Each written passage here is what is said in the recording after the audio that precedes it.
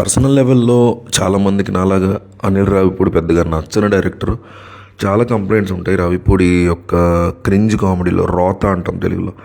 కొన్ని సీన్స్ బాగుంటాయి, comedy నవ్వుకోవచ్చు family. But కొన్ని మాత్రం టూ మచ్ ఆఫ్ జబర్దస్త్, పిచ్చి పిచ్చి అంటే డబుల్ మీనింగ్ కంటే కూడా పిచ్చి పిచ్చి అర్థం లేని కామెడీ ఉంటుంది. ఇప్పుడు ఈవీ సత్యనారాయణకి చాలా పెద్ద అభిమాని నేను, జంధ్యాలకు కూడా అంతే పెద్ద అభిమాని నేను.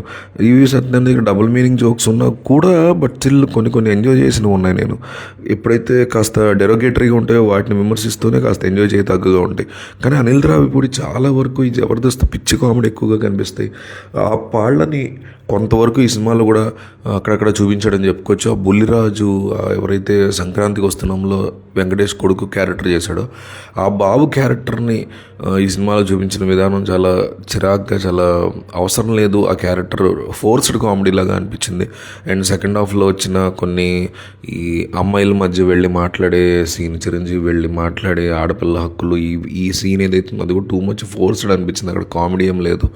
అండ్ ఇట్లాంటివి కొన్ని చాలా చిరాగా అనిపించాయి. అంటే ఇప్పటి వరకు ఉన్న ఫీడ్బ్యాక్ని బాగానే తీసుకుని ఆ క్రిటిసిజంని తగ్గించుకున్నాడేమో రావిపూడి అనిపించింది. కానీ బట్ స్టిల్ ఒక 20% ఆఫ్ సినిమాలో ఇదివరకు 100% ఉంది, అది నెమ్మదిగా తగ్గుతూ వస్తుంది. కానీ సరిపడా తగ్గలేదు. అనుకుంటే తగ్గించుకోవచ్చు.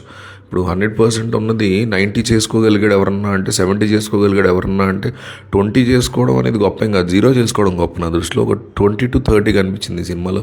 సో ఆ సీన్స్లో మాత్రం నేను అయ్యా రావిపూడి అని దండం పెట్టాను. అదొకటి. రెండోది, సెకండ్ హాఫ్లో చాలా మంచి పొటెన్షియల్ ఉన్నటువంటి సినిమాని చేతిలో పాడు చేసుకున్నాడు. సంక్రాంతి ఆడియన్స్ని టార్గెట్ చేసుకుని ఎంతసేపు డబ్బే కాదు కదా, డబ్బు ఎంతసేపు కాదు అసలు, ఫస్టే డబ్బు కాదు. సినిమా అంటే ఇట్స్ ఆర్ట్ ఫామ్. నవ్వులు పండించడంలో కూడా ఒక ఆర్ట్ ఫామ్ ఉంటుంది. జంధ్యాలు కూడా నవ్వులు పండించారు, ఆయన కూడా బాడీ షేమింగ్ చేసినవి ఉన్నాయి, వాటిని కూడా మనం క్రిటిసైజ్ చేసాం. జాతిరత్నాలు ఉంది, ఎంతో అద్భుతంగా సాగుద్ది సినిమా. ఓన్లీ ఒక టార్గెటెడ్ ఆడియన్స్ని, జబర్దస్త్ ఆడియన్స్ని ఎంటర్టైన్ చేయాలనుకుంటూ రావిపూడి ఇంకా ఎన్నాళ్ళు సినిమాలు తీస్తాడని నాకైతే షాక్ అనిపించింది. వరుసగా 9 హిట్లు వచ్చాయి ఆయనకి, నేను అప్రిషియేట్ చేస్తాను.